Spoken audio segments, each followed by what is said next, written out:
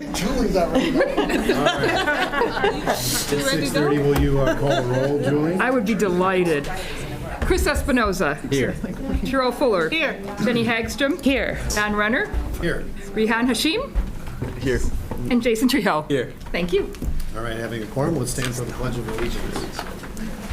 I pledge allegiance to the flag of the United States of America and to the republic for which it stands, one nation, under God, indivisible, with liberty and justice for all. All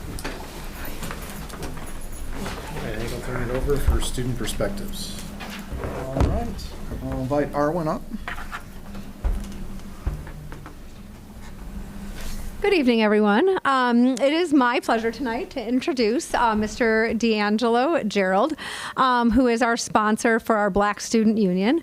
We, as an entire South High community, are incredibly proud of the student leaders we have in Black Student Union. They do just an amazing job every day as showing up as positive leaders and role models for all of our students and really advocating for every student at South to have the very best experience they can possibly have. And I'm so proud of them. And so I'm going to introduce Mr. Gerald, and then he will introduce our student leaders. Hi, I'm D'Angelo. I also did not expect to speak right away. So, once again, I'm D'Angelo Gerald. I am one of our deans over at Downers Grove South. I am also the sponsor of our Black Student Union.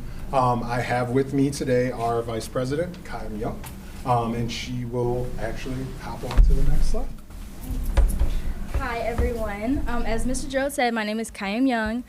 Please excuse my attire. I literally just got straight out of practice. So some of the other members of our cabinet, unfortunately, they weren't able to be here today, but we have our president, Cameron Gillespie, our public relations manager, Miracle Hudson, and our secretary, Isaiah Reeves, and obviously our sponsor, Mr. Gerald. All right, so I'm just gonna I know there's a lot on the slides, but I'm just gonna basically summarize what our purpose is. So at BSU, it's really a student-centered organization. We really focus on having those tough conversations that really you don't have that space to do elsewhere.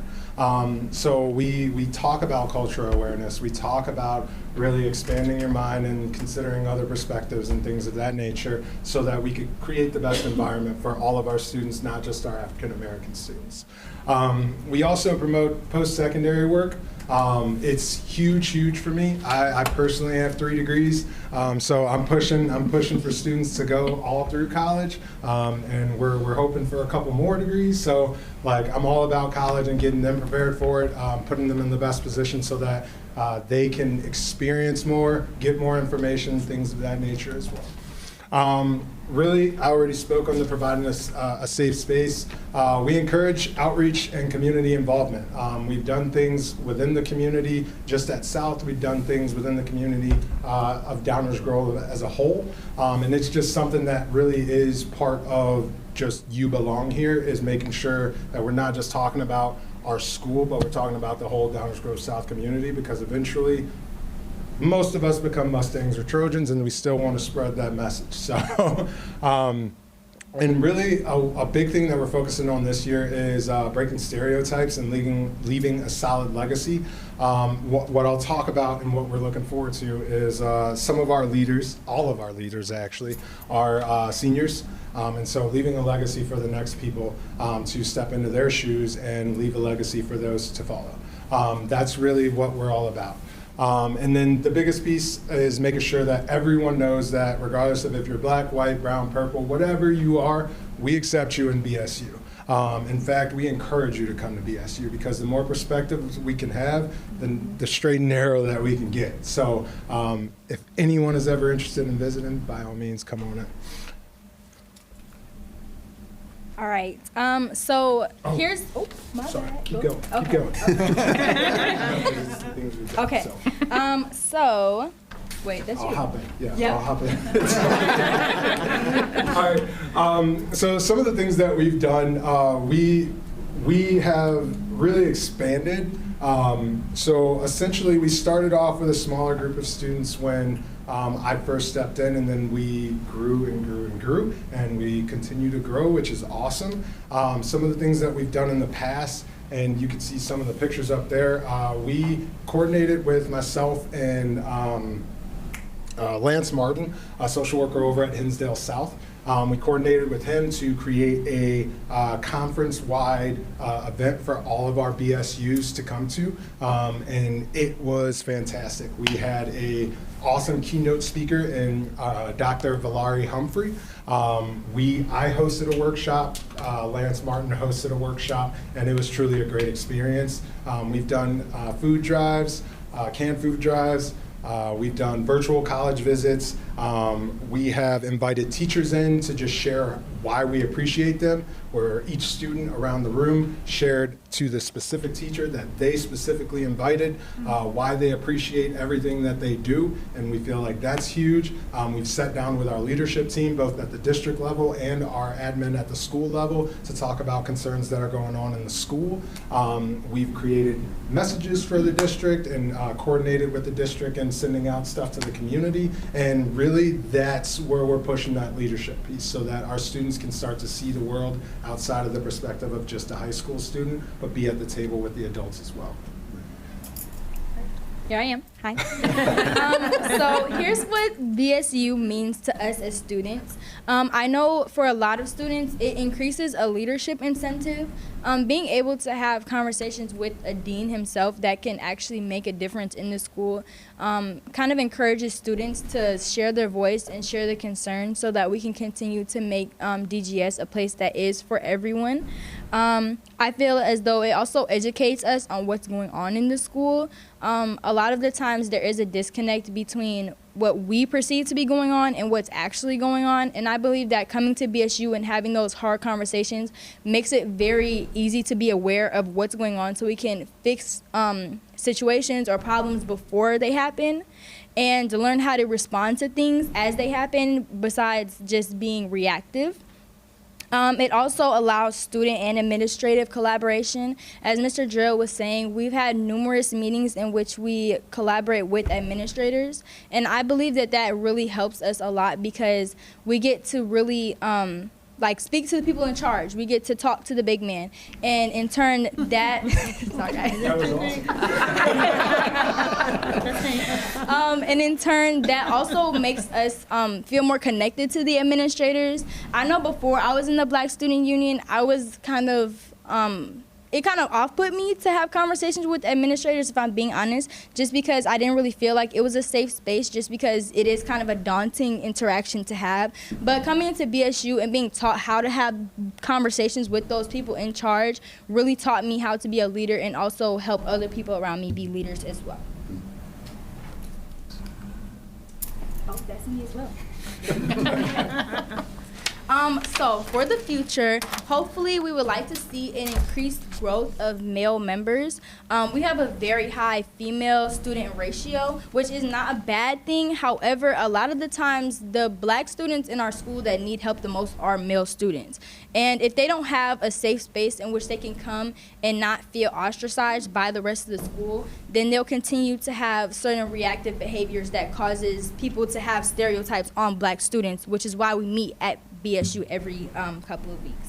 Also, just an increase in school-wide appreciation. I think that the administrative team does a really good job of highlighting us. That's why we're here now.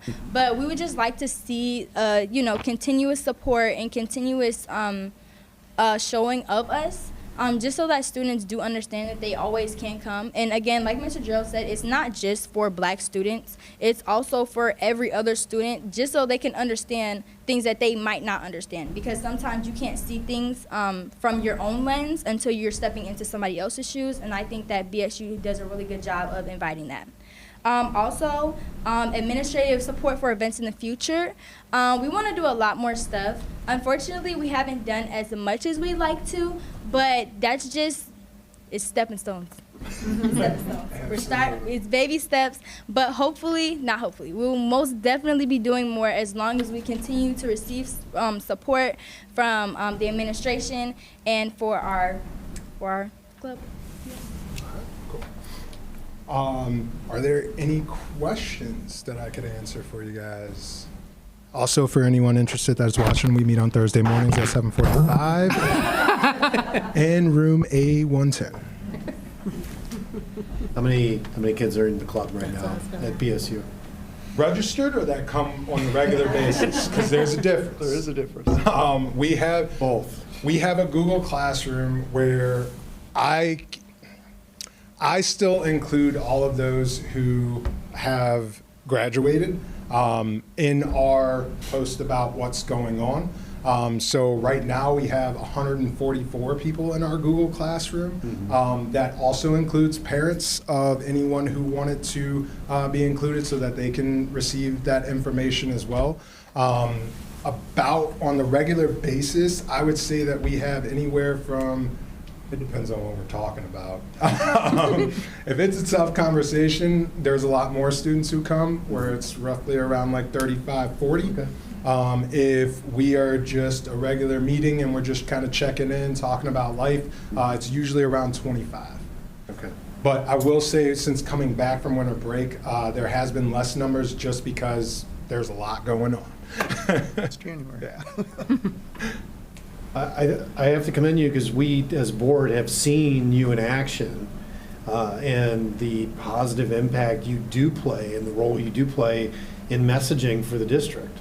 I mean, I think you guys are an invaluable resource in that regard, and I'm really glad to hear your comments about what you said earlier about feeling daunted about having conversations with administrators, but now, based on the leadership, that you feel comfortable in doing that and sharing your voice. Your voice is really valuable, and we're really happy to have that and hear it on a constant, consistent basis. You're important. You're really important, and we love hearing from you.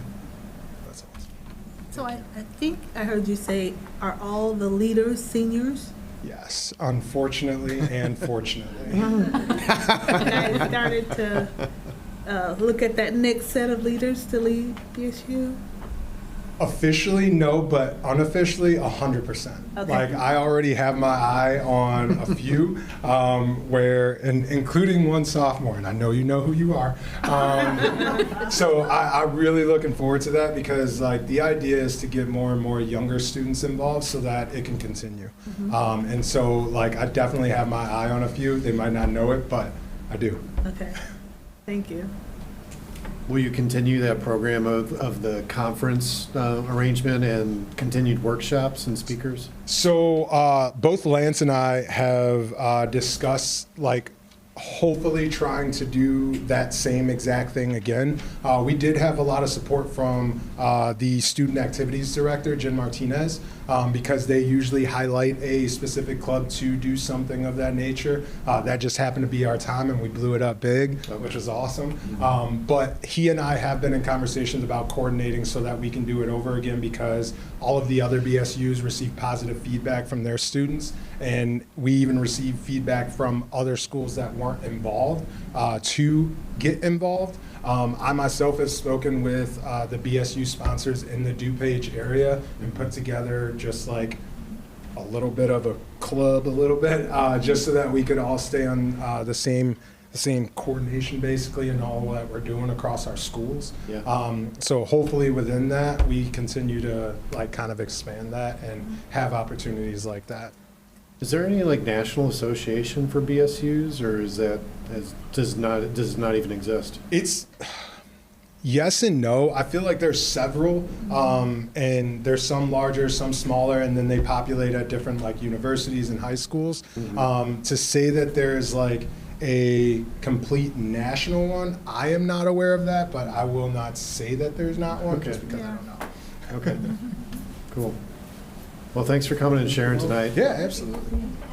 Thank All right. you. Keep up the good work.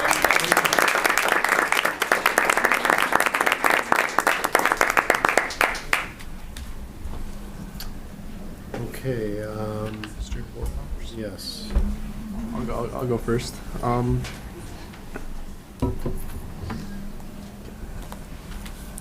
want me? Huh? You want to go? Yeah, I'll go first. All Hello, everyone. I hope you're doing well. So the past few weeks have been really eventful, starting with Nathan Sisko and our boys bowling team took 5th in state this weekend, so congrats to them. Cheerleading qualified for the state competition this weekend at ISU, and as for DECA sectional competition, that was 2 weeks ago. We had 22 students place for state, so congratulations to them as well. It's a huge accomplishment. It was really competitive this year. We also had a student advisory board meeting where the group discussed ways to improve the social aspect of our school and adding more communal activities for the students to bond over. So we discussed better ways to get information to underclassmen about cyberbullying as well and bullying in general, and also what roles upperclassmen can take in order to create a better example for the rest of the school. This whole idea was to employ better ideals and examples into our upperclassmen so they become like a part of the social life at DGN. So rather than, getting told by the teachers that something is wrong or inappropriate, it becomes a standard that is set socially, and it's socially unacceptable by the upperclassmen. So we understood that it was a problem of getting the message across, and the real technique lies in, the way that we employ and send those messages. So there was a lot of really good discussions about this, and, trying to get like more stuff about educating people about bullying in our access lessons. We also had Future Trojan Night last week where I got to speak to all the incoming freshmen, and they all seemed really excited and got a rundown on all their future classes and opportunities to see their school. And overall, the event was successful for both the students and the families that attended. Otherwise, we have some conference like the ILMEA All-State that just passed this winter, and the Winter Orchestra concert that's coming up tomorrow. And we also have the Evanston Town Jazz Festival coming up Saturday, and the spring play towards the end of the month. So that's it. Yeah. Thank you. All right, so as you guys know, Phil the Groundhog just announced 6 more weeks of winter. We're super excited to hear, but yeah, both of us weren't here last week or a couple weeks ago because of the incoming freshman night, which was a little nervous to go up there at first, but I think it turned out super great. And something really awesome I heard was I joined a couple people I knew at the entrance greeting people, and I heard a dad say, "Wow, I would even like to come here," which is amazing to hear, especially from a student perspective, that people notice all the work that not only the staff does, but also the students do just to encourage people to come here. So that was really awesome. We have a school assembly for winter on Friday. And everyone knows that it's the most hype one because the seniors always win, so super excited for that. As you know, and we just heard, Black History Month is going on, and Black Student Union is running Black Voices Showcase during Resource February 5th and February 6th, so it's super awesome that they're getting involved in the community during school hours so that everyone can participate. And our Phillies dance team just went out to state and did a super amazing job. Teachers and students like to refer to February as the shortest and longest month of the year because we have a lot of days off, but it's super chaotic. So, yeah, it's going to be a chaotic month, but a lot of fun. Thank you. Julie, do we have any visitors? No, sir. Okay. Then I'll turn it over to you, Hank.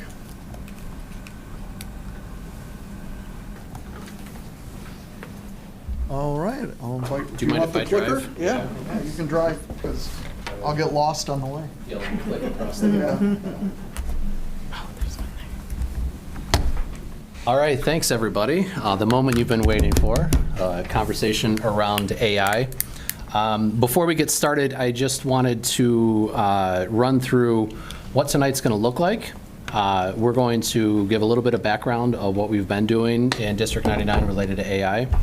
We're going to talk a little bit about the PD that teachers have had the opportunity to participate in.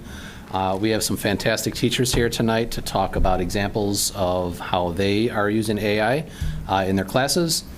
We've also, we're in the process of doing some listening tours to hear from teachers of what challenges and opportunities they're seeing in classrooms related to AI. So we'll talk about what we've heard, what we're planning on doing, and then we'll open it up for Q&A. So if you have questions throughout the presentation, I ask that you can hold those until the end, and then any one of us can pop back up and answer any of your questions. The first thing is I want to acknowledge a few things. One is AI in our schools. There's really two different things. One is recognizing that AI is here and that utilizing AI is a skill that students are going to need to know how to do once they leave us in high school. So we know that that's something that we have work to do to figure out a school-wide curriculum on teaching those skills to students. So that's on our list. Tonight's presentation is about in the classroom itself. I also want to acknowledge that we have some teachers. Teachers are all over the place on their comfort level with utilizing AI, and they're also all over the place on their instructional goals. And our work with AI is opening up possibilities for teachers to use AI when they think it's appropriate for their instructional goals. So when they're ready, when they think it's appropriate, we're ready to engage them and to help them out. Bringing it back to a little bit of a research base here, last time that I talked, we were talking about personalized professional learning, PPL, and I was talking about John Hattie's work and how all of that is designed around collective teacher efficacy, which is characterized in his work as doing collective teacher efficacy right has the potential to considerably accelerate learning. Artificial intelligence is not listed in the academic research because it's just a tool. However, the thing that it has disrupted the most and that it gives the most possibility is around feedback. And feedback is also in his research around when we do it well, it has the potential to considerably accelerate learning. So we're going to frame our conversation tonight around these two things, feedback in learning and differentiated instruction. The reason why feedback and learning is important for our conversation is because that's what's been disrupted the most. Is it's getting increasingly difficult to give students feedback on their work when we're not quite sure which part of it is their work. So some of the teachers tonight are going to talk about the disruption around feedback, but also some opportunities, ways that they've used it to make feedback even more powerful in their classrooms. The other part, too, is differentiated instruction. DI is the process where we customize instructional materials and instruction itself for the learning of each student. It's a great vision. However, it's an incredible amount of work on teachers to be able to pull that vision together for over 100 students each year. So we're going to talk about that tonight, too, because some of our teachers have found efficiencies in using AI to reach that vision of differentiated instruction. So first up, we're going to have Lisa Lichman come up. Lisa is our instructional coordinator at North High. Her counterpart is Isabel. Lisa is involved in all of our PD around the district. She helps out our instructional coaches. She works with Keith, our associate principal for instruction. And then, Isabel is her counterpart. But Lisa's going to talk to us about opportunities that she's created at North High for supporting teachers with DI. Absolutely. AI, Thank you. sorry. Good intro. So we obviously at the end of 2022, the ChatGPT, OpenAI, all of this started happening, and conversations were happening everywhere. I was lucky/unlucky enough to be at a conference when this really kind of hit the world, and so there was a lot of conversations there. So what we did when we got back in January is start to talk about what does this mean for us. So we've done a lot, and I feel really good about the things that we've done, but I agree with what Rob said, there's much more work to be done around AI. We started softly. So we started a soft rollout with something we call Conversations with Colleagues, where we would just invite people in to talk about AI, what it meant, what they were hearing. And though we did that all of the second semester that year, and it was nice. People would come and share things, ideas. Some people would come in and just needed to vent or need some support from us because they, it's worrisome to some people. So those went really well. Then we went to directed building level PD for the staff. We all met together in a room. We did 3 different sessions each. We did about 4 of those directed PDs where we actually looked at a variety of tools.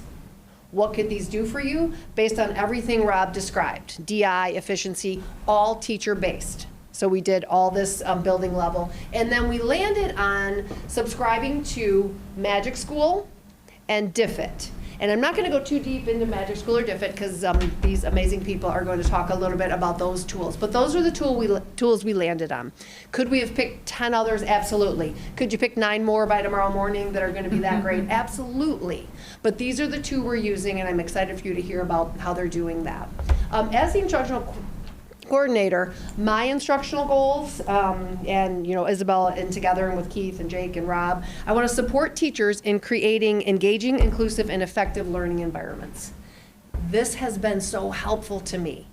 AI is helping me do that as I work with teachers and support them. And if we think about here at District 99, the growth of student ownership and agency, helping students develop a broader understanding, of their role as global citizens, like Rob said, this is here and it's going to stay. So the more we can work on how we do this together to help our students will be amazing. And, I think about our strategic plan as well. We evolve, we challenge ourselves. Every day there's something new that I have to learn about or think about to try and help people. And is every day that positive? Is it always positive? No, because there's some drawbacks that we know about. But we're focusing on these goals to help teachers refine their practice, stay current with best practice, and create learning environments that are supportive, engaging, and impactful for all students. So that's a little bit about my role in the journey in the PD. And I'm also I'm representing Elaine Simos before we call these guys up. She couldn't be here tonight. Elaine is an English teacher extraordinaire and an instructional coach. And the part that Rob was saying, the feedback, Elaine has done some really powerful work with students getting feedback, peer feedback, teacher feedback, and now she's incorporated AI feedback. Then after she did that, she gave the students a survey, and I have that data if anybody's interested in it, on how they felt about the different ways they received feedback in the room. It was really interesting to read, but she said, she uses AI for furthering innovation, and definitely so far she's found it to be an important component of the learning process, which emphasizes metacognition, reflection, and goal setting. And again, she talked about differentiation, but I'm going to let these guys tell you a little bit more about that. So thank you for letting me share the PD journey so far. Great. Okay, up next is Ryan Reyes. Ryan's an English teacher at South High, and he's going to talk about the writing process, right? Yeah. So I've actually approached AI because a lot of my friends who work more in business talk about how just essential AI is to their work process, their jobs, and just how much it's changed their writing process in general and communication process. So working with my friends, but also I've been partnering with COD at the post-secondary level to think about how are these writing teachers seeing AI play in the Comp 101 and just general composition courses at the collegiate level. And a lot of the professors were like, we do not care if you use AI, right? The purpose is, what are you trying to accomplish? Who is your audience? And did you accomplish your goal? How effective was your communication? So that really put that thought in my head of okay, how are we approaching audience? What am I assessing here? Let's make sure the assessment is authentic and meaningful to what students are trying to do in a composition course. So for right now, I've been incorporating AI with brainstorming topics. So just helping students think of what can I even write about for this particular assignment. We're going to be writing a story very soon. That's one of the very first assessments of learning that I assign in my composition course. And students, when they think about what story they're going to tell, I'm going to ask them and pretty pointedly well, who is this for? Who's supposed to read this story? And if they're going to say you, I'm going to say, who else? So besides me, right? Who else is your story for? And that is, AI might give you a topic. It might give you a really great, starting point. But if you can't answer why are you doing this, then we need to rethink what your goal is for this project. So with that, I'm going to allow them to brainstorm with this particular assignment. I'm going to allow them to revise using the standards that I have set out. So AI, please read for this standard. Where do you think I can make some improvements? And that is just an instant feedback response, especially when I'm conferencing with 20 other students about their ideas and where I think they can take something, where I think they can push, or where I want to see some growth. The rest of the class can immediately get feedback and decide how valuable they think that feedback is, all of that. So the feedback is awesome, especially with the meeting standards. modeling a solution to better understand a problem. I also teach an academic like intervention with literacy class, and sometimes they come with math problems and geometry or trigonometry, and I'm like, it's been a while since I've done that. I'm an English teacher, so let's throw it into AI and see how it went about solving it. And then if we don't understand a step, and especially if I don't understand a step, I'm like, do you understand that? And they're like, no. I'm like, okay, we should ask why it did that, right? So modeling the prompt engineering that it takes to get a better answer and a more thorough understanding for ourselves. So far, that's how I've been using it. I like that it offers a starting point, especially if we're thinking about writing, if we're thinking about audience. It's a really great place where for that student who's like, I don't know a story. I don't know any stories. So it's like, here is where you can start, right? Like, this is a great starting point. A nice perspective very, very quickly. Where can I improve my writing? And especially because my teacher is going to be reading for this particular standard, very fast feedback, and you can decide if you want to use that feedback or not, but it at least gave you something to work with. With that, the wishes that I have for it right now are just that when it makes changes, I've been playing around with the prompt engineering more and more with this, but I'm like, can you please bold the changes or italicize or show me why you made that change?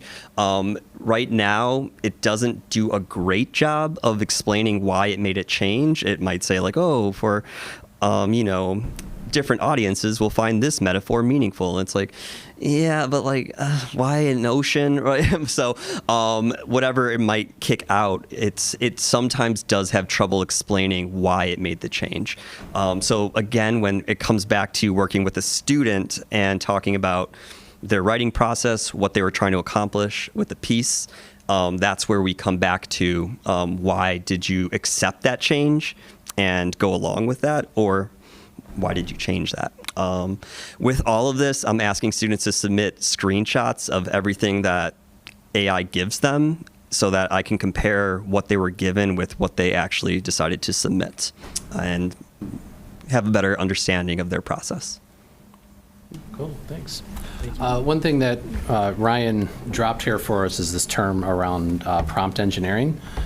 So prompt engineering is to get the best results out of AI, you need to tell it what you want it to be, so then it refines the sources on where it comes through.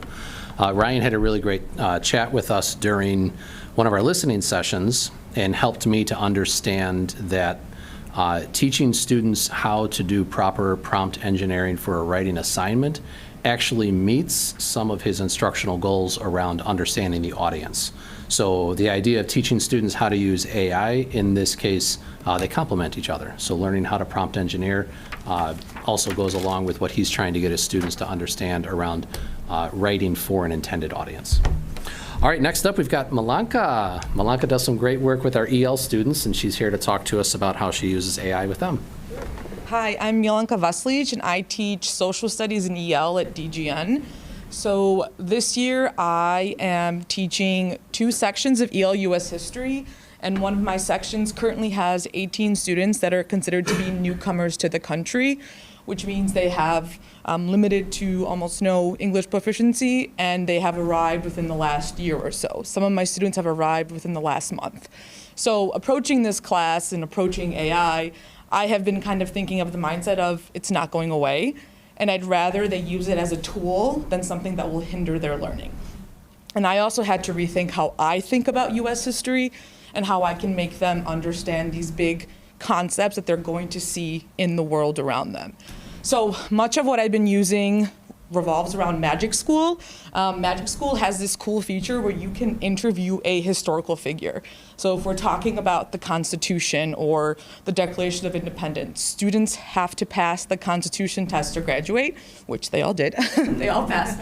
But getting them to be able to talk to the people who wrote these documents, right, and then what their ideas were and what they thought was really important for the kids, because the responses were at a level where they could totally understand what they were saying, and they liked it because it felt like they were having like a back and forth conversation with people that have been, passed for a very, very long time. I also have been using it to provide them with cultural background for big topics that we do study. So the idea of the first Thanksgiving. What is a Thanksgiving? What is it centered around? How has it changed over the years? Magna School has been great for giving me articles, but so has DIFIT. So DIFIT is a tool that we have at school where you can put in an article, it can create one for you, but you can also tell it what level you want it at, if you want it in a specific language. So I have students who speak Arabic, Spanish, Russian, Ukrainian, all in one room. So sometimes it does help them to have both versions side by side as they're learning English. And so DIFIT gives you not only the option to have the article, but it'll create questions for you. And so the questions are checking their comprehension level, how are they doing with following the main idea. I've used it to help teach annotation skills. So how do you track vocabulary words? How do you track the main argument? And then it does give them short answer prompts as well, which will have them practice their writing skills and then give them that reassurance that they are understanding what the article is talking about. I also have really liked it for big idea processing. So when you are looking at things like freedom and justice and what does it mean to have a democracy and a constitution, it allows them to create resources, but also to compare and contrast different constitutions across the world. So they have been able to look at the Constitution of the United States, but also the Constitution of their home country or any other country that they want. They can make a comparison chart of this is what we have, and this is what other places have as well. I also really like it for language development. A lot of my kids are in the process of learning how to pronounce certain words, so it can allow you to do that. It'll give you that feature of practicing really sentence structure, practicing how you pronounce words, how you can say them, how you can write them. I've also been using Newsela, or News ELA, which we have a subscription for. That has a built-in AI feature, which does similar things to DIFIT, but it will give them like a little blurb at the beginning of the article that allows them to have a preview or a summary of what they're going to read before they can start reading the article. It's been really great for the kids because sometimes it can be daunting to get an article that's titled Angel Island versus Ellis Island, and they're really maybe unaware with the vocabulary, but the preview will let them know that they're talking about immigration, that they're looking at a topic that is going to be new, but it's going to be done in a way where they can take breaks, answer questions, ask questions, and all of that. I have found it to be very helpful for me because it's made my job a bit more fun as well, because I'm able to kind of figure out like what is going to work for my students. So if we're going to be talking about different time periods, having it kind of give me ideas of what would be a fun project to discuss different decades. So creating a magazine or creating a different PowerPoint. And really kind of focusing on the creativity piece of this class, because I want history to be fun to them, and for many of them, it's their first encounter with US history. And so they have this desire to learn, they have this desire to want to know more about the country that they're in right now. And so Magic School, DIFIT allows me the chance to come up with projects that'll have them engaged with each other and with other teachers in the school as well. So they're practicing their English, but they're also learning the content area as well. Great, thanks. So you can hear in Malaka's presentation elements of that differentiation. So she's able to more quickly adjust instructional materials for the wide variety of students that she has in there. Next up is Diana. Diana's going to talk to us about world languages. Okay, I'm not as well versed as my last two colleagues, but my name is Diana Bocal, and I teach Spanish at Downer South. So I teach level 1 and level 5, so quite a difference in between the two. And for level 1, we started to want to incorporate a reader. We incorporated one at the end of last semester, and the kids did really well, but we wanted to incorporate one first semester as well. So when looking at the reader, there were 3 different chapters, and trying to think, how are we going to do this? So we used DIFIT, and typed in all, we had a book, so I had to type it all in, but it was really nice in just giving me a place to start on how to introduce it to the students. It separated vocabulary, so it took main vocabulary words and separated them for me so then I can create that so that they could use it as they're reading. But the way I really liked it was for the differentiation. So depending on where they are, some of them have memorized the vocabulary way quicker than others, so some of them need less support. So I was able to come up with 3 different versions, and I would give them to all of them, but then I would tell them there's, you know, step A, step B, and step C, and you can go ahead, and if you feel like you don't need to use A or B, you can skip to C or use whichever ones that you like to get to the comprehension of the reader as a whole. And so for the first time going through a reader where they are taking their vocabulary words, and it's a children's book, but still it was a big accomplishment for them. And we had a little project, and they did some slides at the end of their own story in turn, and so they did a really good job.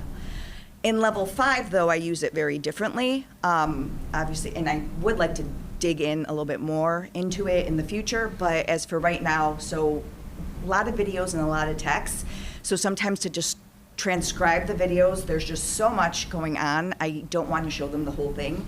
So instead of having to sit for an hour and watch the whole thing, I can take a look and see what sections I want to use and then find that. It'll separate it for me, and it comes up with questions that can get me started with them. So sometimes, like I'm doing Don Quixote right now, I've read those stories so many times that I have the same questions going on over and over again. So it really helps me think of different types of questions for the students. Okay, so I do find it very helpful, and I don't know why I didn't finish my sentence there, but helpful in getting me started with what it is that I want to do with the students, and it's been a time saver. So just having it the way that it outlines everything for me, where I can take it and then just tweak it instead of spending an hour or two trying to create the format. So it's really time saving. And I know that there is some type of AI out there that can do this, but if I could do an authentic interaction with my students where at their level they could get immediate feedback, I would love that. And I know it's there, I just haven't found it yet. But so that's my goal with AI. Thanks. In our listening session, I asked Diana, what do you wish that it could do? And she lit up with this imagination around this authentic conversation partner, of just the idea of right now in language learning, students get a conversation partner in class, but she's imagining AI being at an advanced enough level that the students can have that with them all the time, so they can be more immersed in the language, and also some sort of repository around the vocabulary that the student currently has, so then the AI in a conversation partnership uses that vocabulary, not something that's way outside. So it's a cool idea. It's out there somewhere. We just need to find it. Yeah, exactly. Up next is Paula. Paula is here to talk to us what she hears from teachers in her role as an instructional coach. And Paula is also one of our district trainers on differentiated instruction. Thank you so much for having me. Do you mind clicking? Oh, sure. I keep messing that up. I have a few points here that have come directly from my work as an instructional coach with teachers that come to me with a problem that they need to solve. Like I have the answers or something. So we naturally go right to the internet and we work together. And the idea of a conversation partner is one that is constant throughout my engagement with any AI, whether it's ChatGPT, Magic School, Diffit, and many more, but really refining that conversation and giving it as much information as I possibly can to get the best outcome for all involved. The first bullet point here talks about a rubric for a marketing project. A teacher came to me, they've been doing the same marketing project for years and years and years, and their end result, the rubric, just didn't seem like it was truly grasping the quality of the students' work. It was more like a checklist of tasks. Do they have a name? Check. Do they have these required components? Check. And then check equals A. But both teachers in the marketing class wanted more. They really wanted to reflect, like I said earlier, the quality of students' work within the rubric and within their grade. So we used Magic School to do so. We put in many of the criteria that were required. We put in the idea of using 5 different levels to describe that criteria, and out popped the wonderful and magical rubric, of which the 2 teachers took back and dissected it and made it personalized for what they were, what they needed in each of their classrooms. So that was a really cool journey to watch kind of the building of it and then the execution of it. It was pretty cool. I had another teacher come to me with the problem of, I have only 8 students in my rock band class. This is a music teacher in our fine arts department. And they have only 8 students, and it's a really small setting, but they have to work together to play together. Many students at different levels are taking this class, so how can we get them all on the same page, on the same team, working together, collaborating even before they play the very first note? So Magic School also has a feature for team building and collaboration activities. And within seconds, it popped out at least 10 good ideas and some others that we decided to kick out of there. But she incorporates these activities on a weekly basis during the block day as kind of like a brain break / get to know you, let's build our bond. So that's been really powerful in her classroom. The next 2 bullet points about reading comprehension is really to echo what all of my colleagues have said already before about increasing language strategies and literacy, and creating materials where we haven't had a textbook in a really long time now in world languages, so we either have to search out authentic resources or create them ourselves, and many of the AI tools are able to do that. My last point there is I also wear the hat of the trip coordinator for our department. So last summer, we took a trip to Peru and coordinating with families and students to make sure that all required documentation gets turned in on time at certain times throughout the year. So it was an 18-month process, and there's constant conversations between me and families home to make sure that things are where they need to be, that all the documentation is in on time, and we're not penalized in any way for that. So I went straight to ChatGPT to ask how many ways can I ask families to submit their passport information into the EF Tours site, and it's 12. 12 is the answer. Ask families very kindly to make sure that those deadlines are hit. Sometimes, people need reminders. I get it. I'm at the top of that list. So far I find all of the AI tools that we are very fortunate to have access to here at D99 incredibly helpful, both in my own classroom and in the classrooms of the colleagues that I work with every day, and in creating teacher efficiency.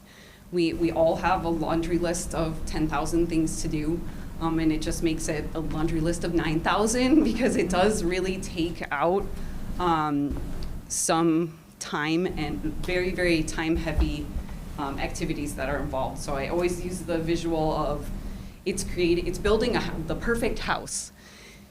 With your conversation, with whatever you're putting into AI, you create the foundation and the framing. You see it, you take a look at it, you decide if it's really right for you or if it's not, and then you can destroy the whole thing and start over again. But it's a constant conversation going back and forth at every layer. You add a brand new aspect. You add a brand new room, a brand new color on the wall, and by the end of the conversation, you have a much more efficient, something that would have taken me years and years and years to implement in my classroom by getting feedback from students and then having to tweak it for the next year. I can do those types of things in minutes. So I think we're putting out better product, and we're having students think more deeply about our topics and our content, and that's, to me, something that's completely invaluable. Something I wish I could do is basically the exact same thing that Diana wishes as a world language teacher as well, is that we could recreate the simulated conversation with a feedback component, which would be really cool, at the student's level, using the same aspects of vocabulary, which is pretty impossible to recreate. So I would love to see what's to come. Thank you so much for having us and hosting us this evening. Yeah. Yeah, so as one of our trainers for DI, I think it's safe to say Paula has always recognized that teachers are super excited about DI, but then when it comes to the amount of work that's required to create all of those materials to do DI, it tends to be a roadblock. So when Paula talks about efficiency, what she's meaning is that The more time that we can have AI doing that stuff, the more time the teacher's brain can be focused on each individual student and what they need for their learning. Not everything's great about AI. One thing that we've been doing is going around to the buildings and listening to teachers, asking them about what they see as good things that are happening in AI, but then also asking them what do they need from us to help them troubleshoot some of the challenges that they are seeing. We have TBD for T99. Lisa has that scheduled March 3rd. She and I are going to go over there. And really, this part about the listening sessions is linked to our work around morale, ownership, and input, and making sure that we're given opportunities for teachers to have their voices heard on some of the challenges that they're seeing in there. So Keith is going to give us an overview of what we heard in the listening sessions, and then some of our actions that we have planned based on what we heard. Keith Nelson, the Associate Principal for Curriculum Instruction. I didn't introduce you, I'm sorry. It's okay, I got this, Rob. You'll have your chance to correct me in a little bit, I'm sure. So we had some awesome listening sessions at both of the high schools. And I'll preface this with, by awesome, I mean just great conversations where people were there to talk about how they're using AI and learn from each other. So it was really productive for everybody in the room, and we got a lot of information out of it as well. Of course, there are questions that come with this. It's moving very quickly, and we're also in a profession that's dealt with a lot of very quick things in the last 10 years. So that brings some energy with it. So one of the things, we've got 5 little trends that we came up with after our conversations. So just that literacy is essential. Ryan talked about this. Teaching our students how to use AI productively, moving forward in their classes, but also getting ready for the next step, whatever that might be. Clear guidance is essential. Our teachers are looking for guidance on how to use AI, where the cutoff is for not using AI, so we've been having conversations about that. Rethinking pedagogy and how we do our lessons. Paula just mentioned that, just kind of really looking at, we have these great tools in Magic School and DFIT and all the chatbots that are out there, but making those decisions on whether or not that's the right way to go with what's presented to us.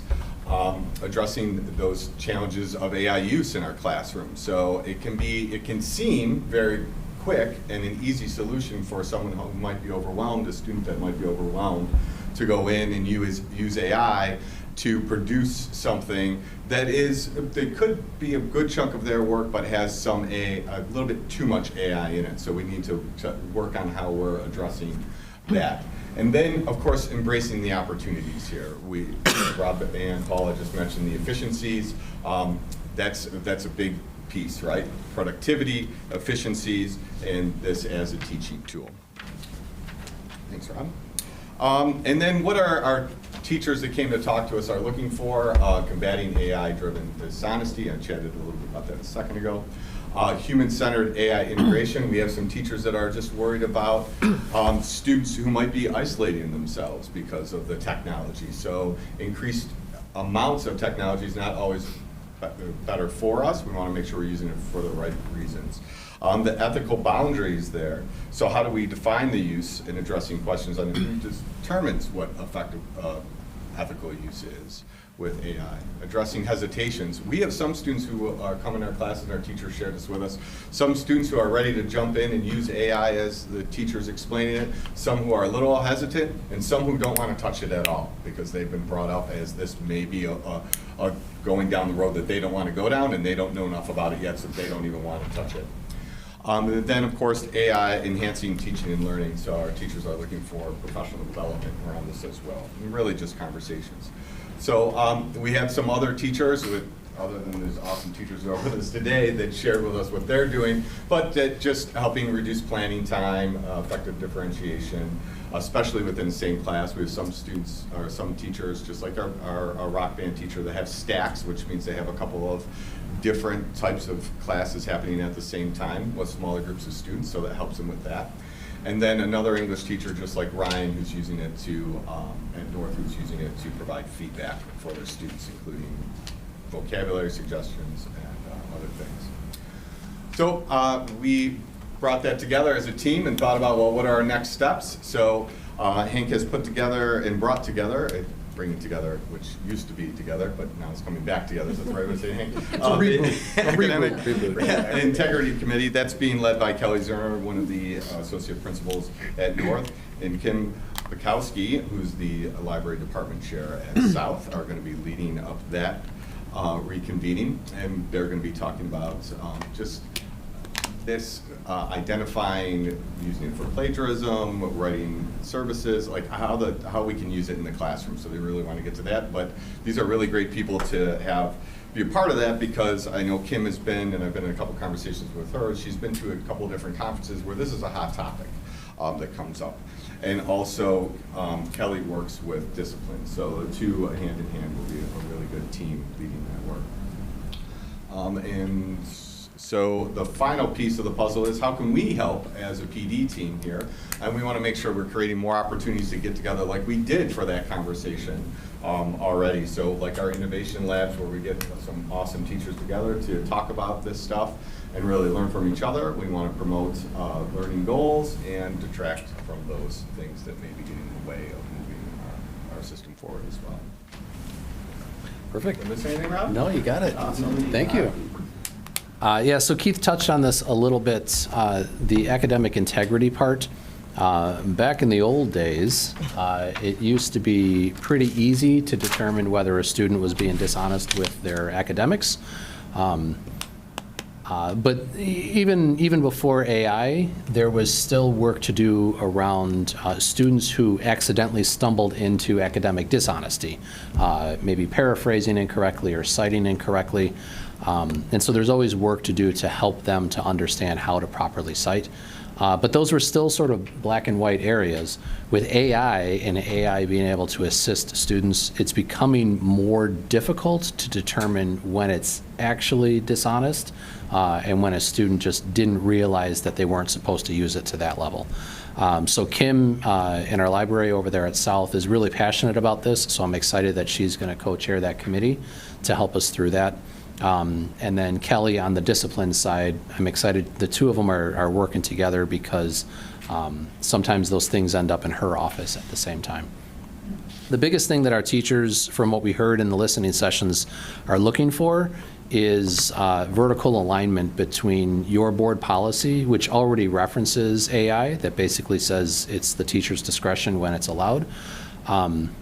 That, and they're also looking for some school-wide practices, so that way they know how to clearly communicate to students when they can use it and how they can use it, all the way down to the course teams and then the teachers. So they want some vertical alignment between all those levels, and that's what we're going to be working on, because what we heard in some of the sessions is that there's a little bit of hesitancy from some teachers and students about even considering to use it in their academics because they don't know where the line is of when they've crossed over using it too much. So teachers are just looking for some clarity to help them better define that line for the students.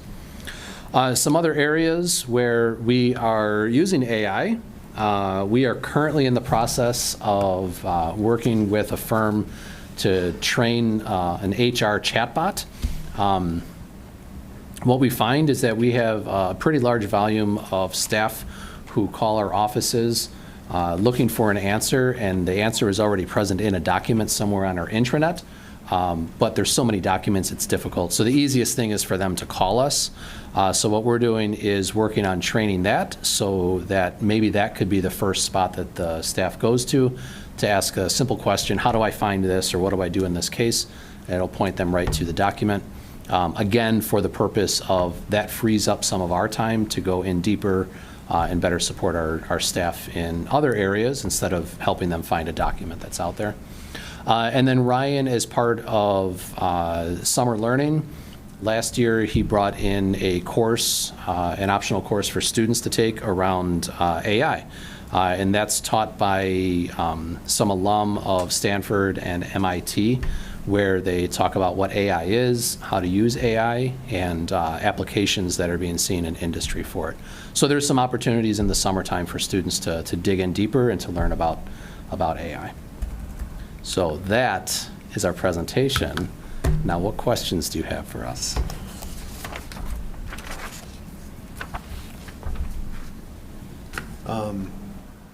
With a changing landscape and not a lot of research out there, I would imagine, how did you choose Magic School and DFIT, and how did you not choose others? And can you talk a little bit about that process? And then two, what are we doing on the professional development side to develop standards throughout the district in utilizing these resources in each of our classrooms? Yeah, so Lisa can answer how we ended up at those tools. The second part, I think it goes back to the point of consistency. It's what the teachers are asking for, is how do they know when to give permission to students on using it, and how do they know that they've been clear enough to students? So that way, if they do get a piece of work from students where they're wondering, is this kid's work or is this not this kid's work, then they know that they've been clear enough with the students of where that line is at, so then they can talk to them about that. But as far as the individual tools, Lisa gets lots and lots of requests for fancy things that are out there, and then she does a really good job of helping teachers go through tools that we already have. So she talks about what their instructional goals are, sees if we already have a tool that can do something similar, and if it doesn't, then she works with them to see, is it free or is it something that we should look into purchasing? Definitely, and that's what we did with all of these. And again, it changes every day. So what we thought of, I come from a computer science programming background, so for me, all of this is exciting. I can't wait to get the next tool. But I always have to remember there's people in a variety of levels. So what we did was think about how will this help the teachers, and I think you've heard tonight how much they've all said that. It's efficiency and it's really helped them. So that's when we started looking at the tools. What's this going to do to help our teachers be able to interact with kids more as the human in the center of the classroom? That's what we always keep in mind. Everything they shared with you tonight is them spending more time with kids. So Magic School, if you go on, every day there's a new tool. These guys can tell you at the top. There's a new tool, something that it does to help the teacher lesson plan and differentiate and do creative things with the conversations that were described. And then DFIT is exactly what it is. It's differentiation, it's leveling, it's translating, it's asking questions, and all the organizers. So we wanted to help the teachers. We have been so far very teacher focused. The listening sessions, everything we're doing now as we get more into this is about how can we support the ethical use as all of us together. I love that AI course in the summer. How can we do this as a team? How can we expand everyone's horizons in the AI field? Because again, it is going to be here, and it really is changing the landscape for the students in their classes, but as educators, every day, what can help me spend more time with students and feedback and talking, again, human-centered, with this massive tool that's out there. So that's kind of how we've looked at several, but that's how we landed now, and we have a great team, with Travis and Phil, and we have a great team of looking at other tools, and I think we'll continue to do that, and who knows what might pop up in the future. Yeah, and Travis and Phil run a process, so anytime that a teacher becomes aware of a new product, and they want us to look into possibly getting it, it runs through their process, so that way they can vet it and they can have those conversations to see, is this worthwhile? Are we sending out any leaders on a consistent basis to go and attend seminars and conferences to investigate these tools? Yeah, it's such a hot topic that it's in every conference that anybody goes to anyways, right? Okay. And I'm on a DuPage group with all the tech, people like me, and we talk about it often. We've been to several conferences. IdeaCon is coming up in February. That every session is about, AI. I think these guys are really good at seeking things out. So yes, Ann, just every day there's something new that we're looking at and trying to stay abreast of the changes. So I have a question. So are you guys on a paid version of these tools, and how are you administrating them? Are you giving them to every teacher has access to one of these tools or both of these tools? And then talk a little bit, Travis? Yeah, both of these are, they started out, we started them out as a free, again, to try them. And then they gave us I think we did it the second semester with Magic School, where we did a trial on a smaller amount, right, to see what the full version, if you will, looks like, and that's what we approach that we've done with all of those. But these both are paid, and so that's part of the process in when an app is asked, because it is like herding cats. There are so many apps that are out there. There are so many things that you can go to a conference and, oh, that looks really good, this looks really good, and they do. There's a lot of really good tools, but we have to land on some and go through and then utilize some of those other free resources. So are the teachers coming to say, I'd like to have a license for, That they can. Yeah, So that's part of the process as well. So part of the application is when they fill that out. One of the things we have, SOPA is the Student Online Privacy Protection Act, right? So we have to go through and that way. But also with that, if there's any money associated with the app itself, there's questions that are asked. Are you looking at using this as an individual? Is this something that the department is looking at? Is this something that's school-wide? Is it something that we need to consider district-wide? Because obviously there's different pricing structures with that. But then part of our challenge and something that we're wrestling with is, how do we determine that this ask is better than another tool that we already have? Right? So that's the biggest part about herding cats, is there are so many things that are out there. And again, there's a lot of really good tools, but a lot of the tools have other components of a tool that we already have, right? So it's a challenge. that was going to be my next question, because it's almost like standardizing on what are going to be your AIT tools for the district, because stuff will continue to come up every day. Yes, it's constantly changing. It'll be new companies popping up every day with something, so I was just wondering how you're managing that, because you're gonna have a lot of time looking at every tool that somebody comes to you, like it becomes another part of your day. And we've been managing that for before the AI trend, all of our instructional tech, the apps and the extensions and all that stuff, we've been managing that through the same process. Okay. No, well, that's great. The other question I had is the students. So what are they using for AI, and is it is it bring your own? Good thing we have two of them here. Good thing we got two. Or are we the school? I think I can start with that. We use Magic School a lot, which is like, especially in my lit class and whatnot. So, the teacher will give us the rubric and whatnot and how she's grading, right? And we put that into Magic School, and we just put our essay in, and it spits out a lot of feedback, and it's our choice whether we want to take it or we don't want it, right? And it's our job to, kind of edit it. So again, in my experiences, it's turned my mediocre essays into great essays, right? So that's, again, one of the big tools that I've really liked and I've used a lot. And another thing is, in my calc class, our teacher literally just says, ask these questions to ChatGPT, and it'll spit out a bunch of practice, whatever answers and whatnot, and it gives you the answer to the problem and the actual problem. And if your answer does not match with that answer, he just tells you to run through that step-by-step explanation, and it perfectly step-by-step makes sure that you understand every part of that problem, even if it's a very long problem or a short problem, which I think is really useful when it comes to studying for big exams like the AP test, when they have a lot of different requirements and a lot of different problem sets that you have to know how to do for those exams, right? So I think making sure that requirement-based type of education, it really helps a lot. Yeah, same over here, except on Magic Tool, we use more like ChatGPT. And I think it's really important to analyze how effective it can be for students too, using it appropriately. Like just how Rayhan was saying, when I was doing my winter essay, I put in the exact rubric that my teacher had, and I put in my essay, and it gave me step-by-step feedback, imitating her voice. And another thing, there's countless ways that you can use it.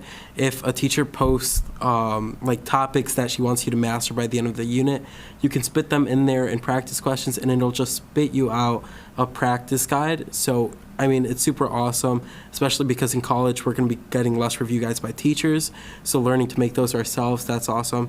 But I think it's also really important to practice and teach students that AI is not going to be perfect and it's not right always. So you always have to double check. There's been a number of times that my English teacher like asked Google a question and it's wrong at the top. So it's just super important to analyze those factors. And yeah. I'm interested. Do you guys use AI outside of school? Yeah. What do you use for that? Actually, a couple months ago, I was applying to a job, and I asked it to write me a resume. It asked me my name, my job experiences, and I put it, and then it just spit it out. I put it into a resume builder, and it was just done. So, I mean, I did the exact same thing for applying to jobs, and then also sending text messages and emails and stuff like that. I have an assist that I use on my computer and on my phone, and it really just helps me professionalize a lot of my emails and a lot of my text messages that I send. So it's really helpful for that as well. So, do you find that this is grades 9 through 12? Is it? I know you mentioned in the Spanish level 1 and level 5. Is it more concentrated on the upperclassmen? Are the 9th and 10th graders using it? Do they come in? Like, is like the middle school using it? Like, how far down does it go? I'm using it to create work for my students. I haven't used it with them yet. Okay. I'm still trying to get them not to Google Translate things and teaching them why that's wrong. But this is something I thought about in the future, like if AI, if they start using it, it would be something that we would have to sit down as a department to figure out how are we going to teach them to use it properly. Exactly. But I haven't started using it with the students yet. Okay. I will say, as somebody who teaches freshmen, and I teach global as well, a lot of them come in knowing what it is and prepared to use it for everything, and then kind of having to reteach those skills of like how do you use it effectively has been a big deal, because many of them think like they can just copy and paste it and I won't know that it's a ChatGPT essay on the French Revolution, but I will. So it's kind of teaching them again how to use it effectively is really important. One of the examples I just thought of in the math class, and this came up in our listening sessions, is gone are the days of assuming that just because the student shows up with the correct answer, that they actually know how to get to that answer. I see it with my own daughter as she is working her way through honors geometry, and she's using ChatGPT. There's points where she thinks that she understands the whole logic, but she's applying some idea from a different problem that Chat told her how to use it to this new problem. And what you can see, the group that got the checks from the Foundation of Building Thinking Classrooms, that's a response to this environment. So making sure that the time in the class period is where the students are processing through together how to do the logic of math problems, and doing that in the space where the teacher is at, so the teacher can make sure that their logic is sound. So it's sort of flipping it of kids used to do that at home, but now they're bringing it in the classroom, so they make sure that they know the actual steps. So some responses to AI being around us now, of changing the way that we teach so we can make sure that the students are actually learning. Absolutely. Very interesting. All right. Thank you. Thank you. Thank you all.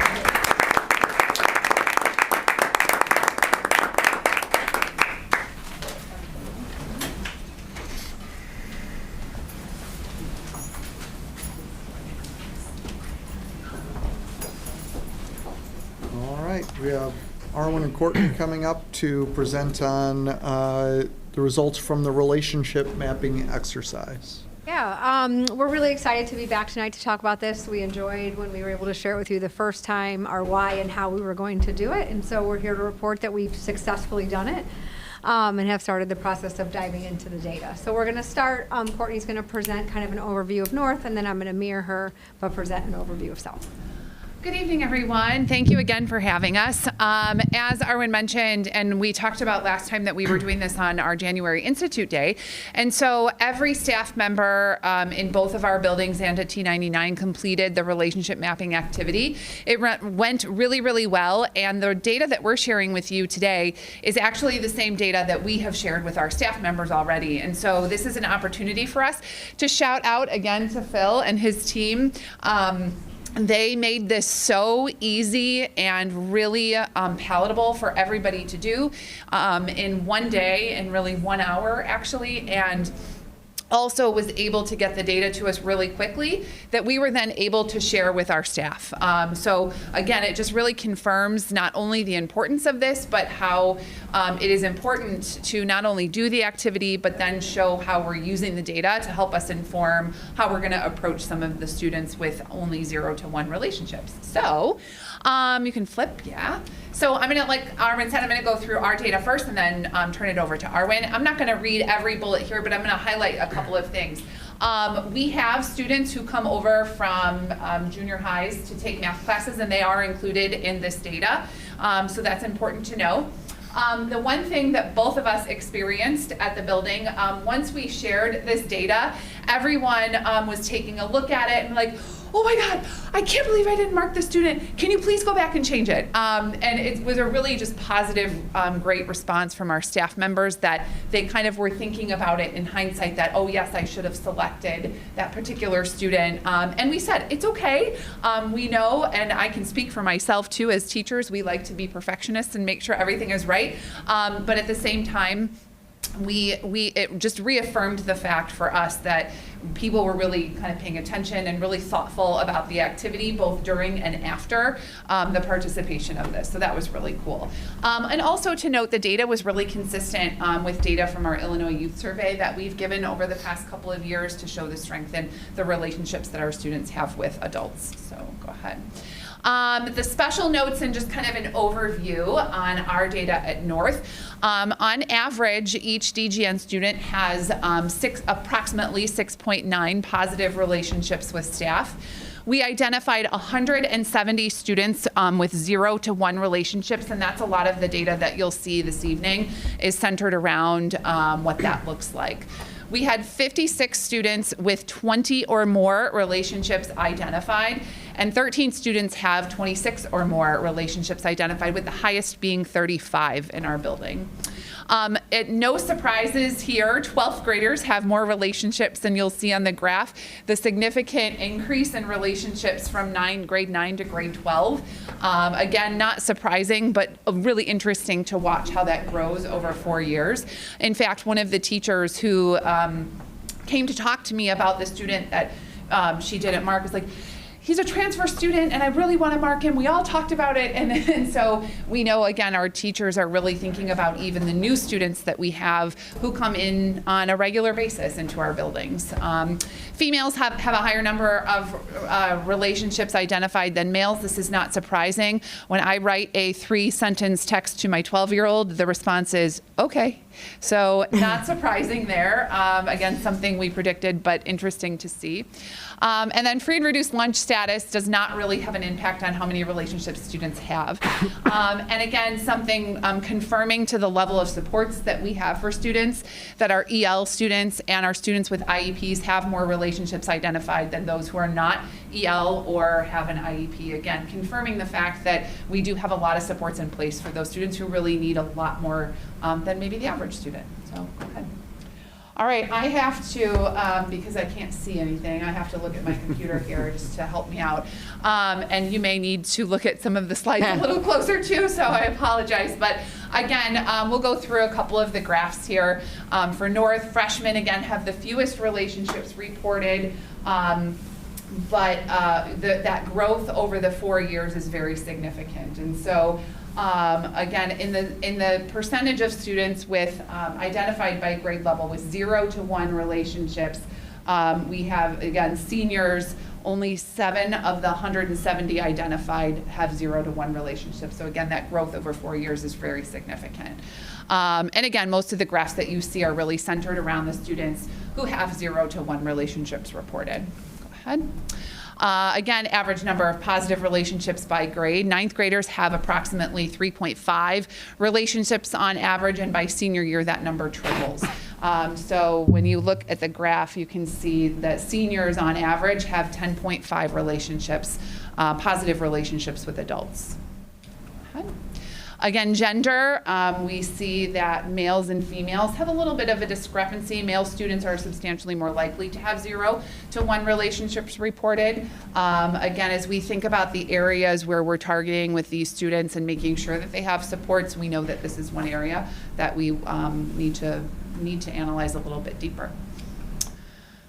Average positive relationships by race and ethnicity. We find at North that on average our Black and Native Hawaiian students have the highest number of reported relationships. And so you see at the very top, the red and yellow, approximately 8.3 relationships per student. And then our Asian students have the lowest number of reported relationships. So again, one of the things that we'll talk about this evening is what are we doing with this data? And our equity and inclusion teams are really diving into some of these pieces here, specifically with race and ethnicity, and then our students' grades, which you'll see in a minute, to really kind of dig in and make sure that we're providing the level of supports for all students that they need. Again, our EL students we don't have a very high representation of EL students, not as much as South, but they are much less likely to have 0 to 1 relationships. So again, providing that level of support for our students who really need it was confirming that it's good that our students who are new to school, new to our country, have a lot of adults to connect with. Same on the next slide for our IEP students. Again, much less likely to have 0 or 1 relationships as reported by our staff members. Free reduced status, again, an interesting statistic that on average, the number of relationships reported are very similar regardless of socioeconomic status. So that was good. And then the last slide that I have here is our average by GPA. And again, this is one of those interesting data points where we want to dig in a little with our equity and inclusion teams. And you'll find, and it's interesting, again, we won't know until we actually start to really dig into some of these specific students, but you'll see at the very top there, students we have in the 3.5 to 4.0 GPA, which is the purple bar, and the pink bar, we have 100 students within that range who are getting really good grades and only being reported as having 0 to 1 relationships. So again, they're being successful in school. Are they connecting with people? And so as Arwen will share too, our CSSS teams are looking at each individual student of those 170 with only 0 to 1 relationships to make sure that we have the appropriate supports in place for those students. You'll also see the green and yellow bars in the middle are our 2.5 to 3.5 GPA, and those are a little less than our higher GPA, but still a level of support we want to make sure our students have, but also confirming that our students who aren't doing well in school, it seems as though there's been a lot more reported positive relationships, which is a good thing. So students who aren't doing well academically have a lot of adult support in the building. So that's it for North. Okay. It's fine. Our data for South is very similar. There's a few different nuances, but really very similar to what you'll have seen at North. So we had 154 students, just under 6%, with a 0 or 1 relationship. Our average relationship, very similar to North. 6.8 positive relationships. We really took time to celebrate. We had many students above 26, but we talked about we had 10 students. Or we had 10 students who had between 26 and 35 positive relationships. We did share those names with our staff and enjoyed seeing students at all ends of the academic spectrum within that number. Like North, our grade 12 students were more connected than grade 9, again, predictable. And then Kayem and Mr. D'Angelo talked about this a little bit too, with just that we are looking to have male students kind of embracing leadership roles and be involved in more of our programs. We too saw female students significantly more connected than males. One data point that we did get a chance to celebrate with our Black Student Union too, at South High's Black and African American students are the most connected group in all of District 99. So that was something we were really proud of. Those was our group of students who had the highest identified relationships by a pretty decent margin. Students with IEPs are more connected than students without IEPs. Students with free and reduced lunch had no impact on the number of relationships students have. We kind of believe partly because our number is rather large, and so those students kind of just fit right in and have the same experience as their peers who are not on free and reduced lunch. And then like you'll see at the end, and Courtney talked about this too, students at the high and low ends of the GPA range are more connected than those students who are in the middle. So that's definitely a focus area that we found to dive into. Some of this will be a little bit repetitive, but just wanted to show you the numbers. This slide just shows you, this is the students with 0 to 1, so you're looking for the lowest bar possible, which you can see is represented there with our seniors, how that goes down significantly by grade. This is just that slide in reverse. Our 9th graders have 4.6 positive relationship, and you can see by senior year that number almost doubles. So just super proud of the connections that we make along the way with our students. This is the slide that talks about that male students were substantially more likely to have the 0 or 1 relationships.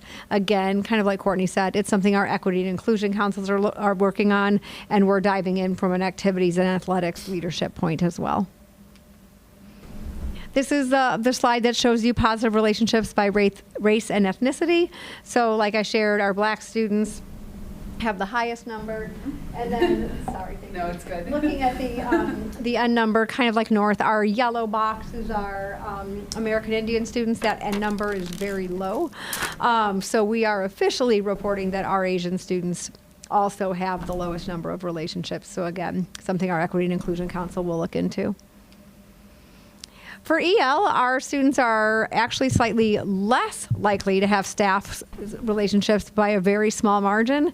Similar to what I talked about with free and reduced lunch, our EL students are supported all across the building in multiple levels, so much so that their experience mirrors their non-EL peers. So even though it might not seem like it, that is actually something our Equity and Inclusion Council celebrated, that our EL students kind of mirrored their peers and that didn't have a significant impact. On the flip side, our students with IEPs are substantially less likely to be on the 0 or 1 list because they're so connected with a case manager and our related services and their smaller class sizes with their teachers. This is the same one. You can see free and reduced status didn't have an impact in the data. And then the GPA slide, this is something that I think we'll end up spending a lot of time on, just that with the GPA cluster in the middle are more likely to have those 0 and 1. That would be like the red, blue, and green bars. And then the students on the other ends of the spectrum, where they have more of those supports, are less likely to be in that data. Courtney kind of said this already, that once we shared the list, teachers, right away, kind of reached out, sharing some students that they thought they missed, and those stories were actually really nice to see. Most of the students on the list have multiple levels of support in place, so even though their names weren't checked, teachers were asked to say, do you think this student would come to you if they needed something or had a trusting relationship? Doesn't necessarily mean that they're not meeting regularly with their counselor or regularly with their social worker. The adults just didn't feel like that deeper connection was there, but those students did have support in place. And then many had excellent grades and excellent attendance, so aren't struggling, but need to still work on that connection, still a focus area.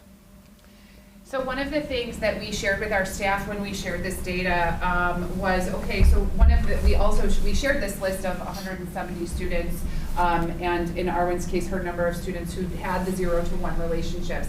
And we knew that a common question would be, okay, well, what can we do?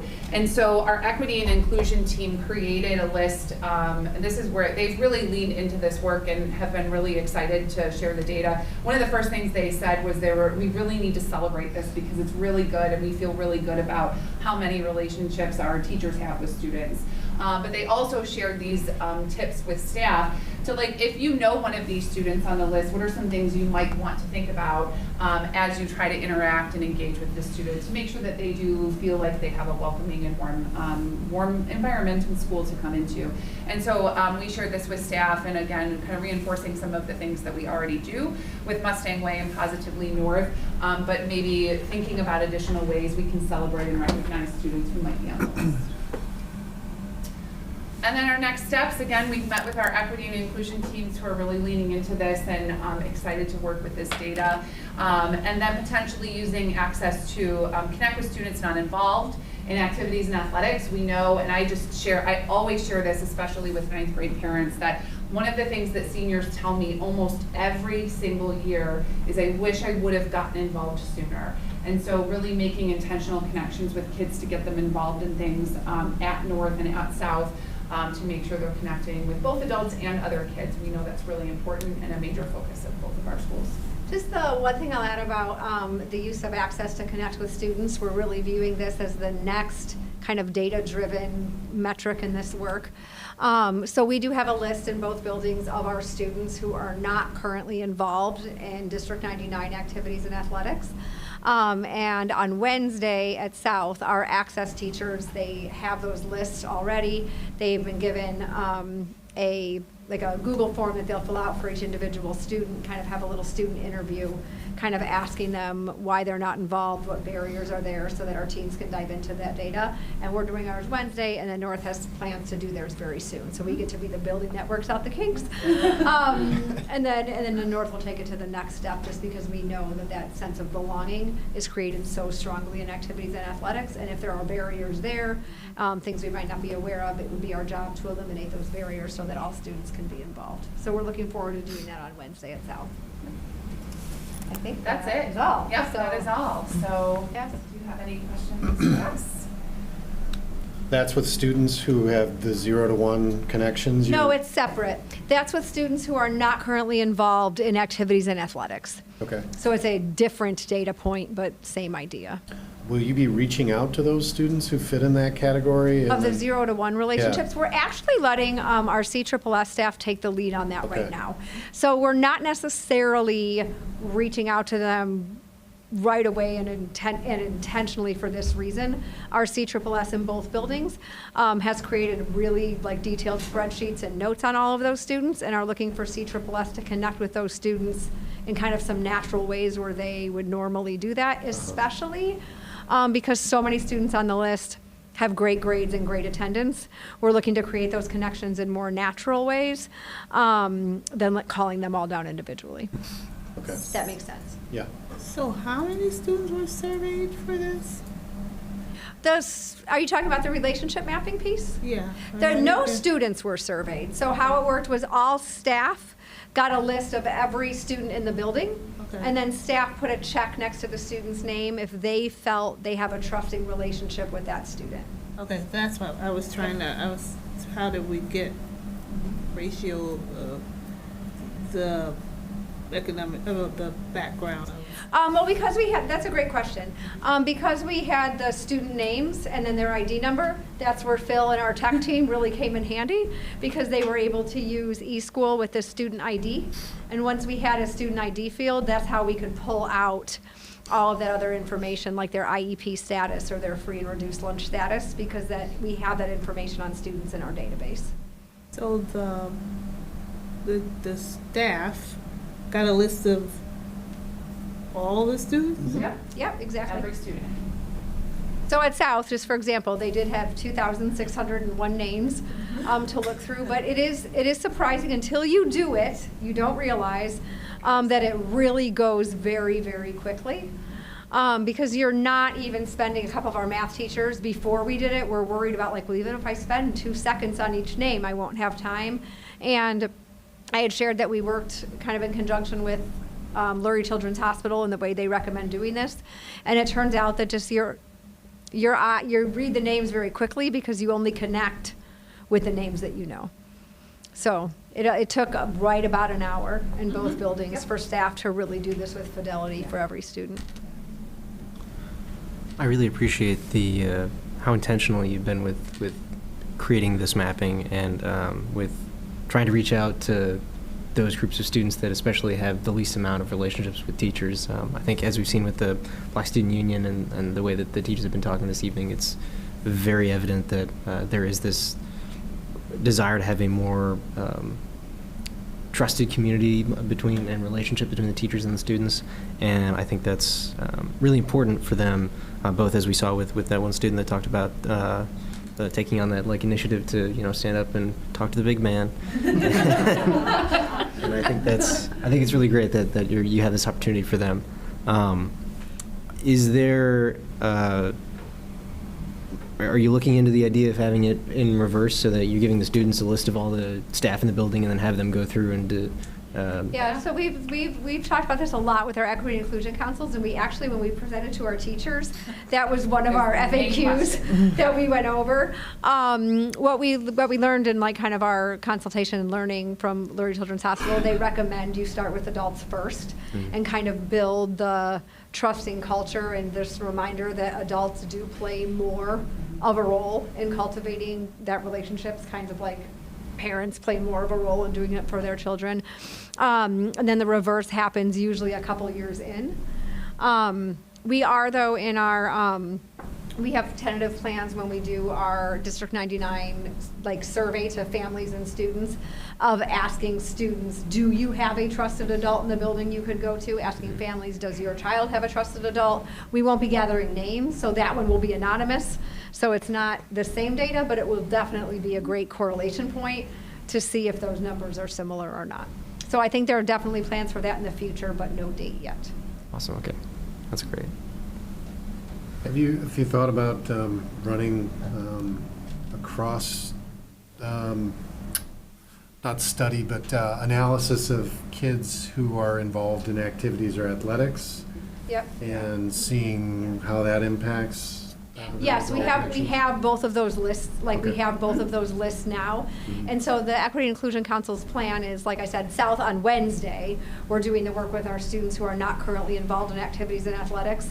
We wanted to kind of dive into what their why was and then correlate them together and see how many of those students are also on our 0 to 1 relationships with, and then kind of have all of the kind of qualitative data from the Access Teacher interview and the quantitative data from if you're involved and if you were on the list, and then really have our teams put that together to look at what we can do. At North, we'll do that in a couple of weeks.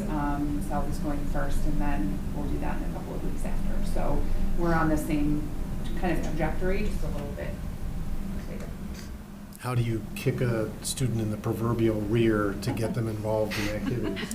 Well, I think, so this, in my past life as an activities director, I did a little bit of this work, and one of the things that I found that was really interesting is that in many of the cases of students who were not participating, and again, just a hypothesis, but again, my prior work showed that they were actually involved in things outside of school. And for me, that's also a really important factor, that maybe they're not connecting with something in school, but they have something that's really meaningful to them outside of school. And so that will be part of kind of that inquiry process with students to make sure, in what ways are you connecting with people outside of your own circle, right? Or with people outside of your home. And so, and again, we always want kids to be participating in things at school. Part of that is too making sure they know the process, that we have opportunities for kids to start their own clubs. And so sharing that with them. There are multiple things that we can do both with the Access teachers and our student activities directors to make sure that they know of all the ways that they can connect. And so reminding them of that. And again, I have always said to both parents and students, if you can't find something that you connect with, you come see me right away and we will connect you with something. And some do, and that's really cool. And sometimes the parents will call and say, my kid's really struggling, can you help connect them? And we will reach out to those students immediately and help them. And so it is really important, and we also know that it's harder for some students than others to make those really authentic connections. And so we'll do anything that we can to help them find something that's really their niche. And sometimes it takes a while, it takes some students longer, but we find that most students do find their niche. And we support them to do that. My short answer to your question is we're going to ask them on Wednesday. So I'm actually really excited about it. Yeah. Just having a chance with their trusted Access teacher and their students, just to kind of say exactly, is there anything we can do? What could we do differently to help get you involved? I'm really excited to see those responses. Does any of the data concern you? Like the consistency of Asian and Hispanic students not having, across the district, not having as many connections as some of our other students? Is that concerning? Yeah, of course. Yeah. Of course. Like we knew when we set out to do this that there would be a group that came in higher and a group that came in lower. I guess maybe it would have been equal across the board, but we actually predicted that in some way, shape, or form we would see some differences. So yes, of course it's concerning, because we want every student in the building to have those connections. Where I feel, I think it's just our job, and we're doing it already, is to take that concern and put it into actionable steps so that we can see the data improve and see more students connected. And I'm so happy that in both buildings, the passion and knowledge and care from the members of our Equity and Inclusion Councils is so strong. And kind of like the team that presented on AI, they're so knowledgeable about the best practice and how to connect all students, whether through like the equity lens, it might not be doing it all the same way, but how we connect all students to what we're doing. And I'm excited to continue to see that changing and improving. I think, again, just a shout out, I say it a lot because it's true, our tech team has really made a difference in that, because we're able to get that actionable data almost immediately. And that, I think, is one thing, again, as we talk about building trust with our equity and inclusion teams, with our staff members, we're able to get that out right away. And while, yes, we definitely see things that are concerning, we're also already working to helping lower those numbers and make them, hopefully we have all students who have more than one relationship. So, but we're already working toward that, which is what I find is really, really cool. So, and it's been exciting because everyone's been really excited to dig into it. I'll tie this back to the board. Remember, we started our 11 indicators and measures this year. The 2 of them were talked about tonight, the connections with staff, and then participation in co-curricular activities, right, which are all under an equitable and supportive environment. And just a reminder for the board, our goals are 100% goals, right? So either all of our kids, we check the box for they have the connection or they're in the activity, or we have actively reached out to try to make those connections or get them involved in activities or understand why they aren't, right? So both Courtney and Arwen and our entire team is working here to hit that 100% goal. 100% kids, if nobody's fallen through the cracks in either of these exercises. That's what's important. With 5 labs, that work, and this work, it's catching the kids who are potentially falling through the cracks and preventing that from happening. Exactly. Thanks. Yeah, Thank you. Thank you, everybody. Thank you. All right, next one's a pretty easy one. We're not recommending that student fees change for next year, so just keep those flat so we don't need to take this back for an action item. It's more informative for the board. Any questions relating to that one? The next one is an action item returning based on board request at the last time we met, and Travis did some work on your behalf. So I'll turn it over to Travis here. Yeah, I'll just go over this briefly. So we do now have an early termination clause in the agreement, and basically to summarize it, after 18 months, if the company is not meeting 75% of the expected gross revenue, we have the opportunity to get out of the agreement. And what's identified as the expected annual gross revenue is $150,000 for each of the first 3 years. And then in year 4 and 5, it is $200,000 for each of those last 2 years. So at any point in time, if that falls under that 75% for that year, we can make that determination at that time. We also, if you remember, there's a post-termination commission that's built into that. So through my conversations, I was also able to negotiate that while we will continue to pay that if we terminate the agreement, it will be based on the percentage that they actually have, not the full amount. So say they sell $100,000, right? So that's 100 out of 150, that's 2/3, right? So they would get 2/3 of that amount paid down in that ramp. So they wouldn't get the full amount that they sold in that functionality. So again, I think that captures everything that we talked about and more from our last meeting, but glad to answer any questions. Thanks a lot. Welcome. Thanks for dealing with a difficult board member. It's part of my job. Is that you? Yes, it was. Okay. No, it's a good change. It's a good change. It's good to have it in place. Thank you, Travis, for getting that. You're welcome. Yeah, I appreciate that. All right. Okay. That's it for our reports. Thanks. On to the action item. Can I get a motion from the Board of Education to approve the media license agreement with Scoreboard Media as presented?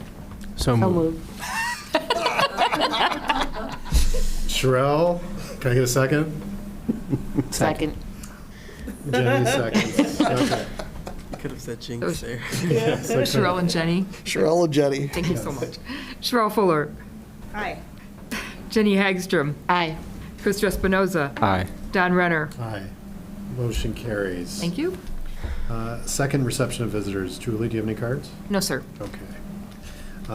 Then we are going to be going to closed session. Can I get a motion from the Board of Education to go into closed session for the appointment, employment, compensation, discipline, performance, or dismissal of specific employees, specific individuals who serve as independent contractors in a park, recreational, or educational setting, or specific volunteers of the district or legal counsel for the district, including hearing testimony on a complaint lodged against an employee, a specific individual who serves as an independent contractor in a park, recreational, or educational setting, or a volunteer of the district, or against legal counsel for the district to determine its validity. So moved.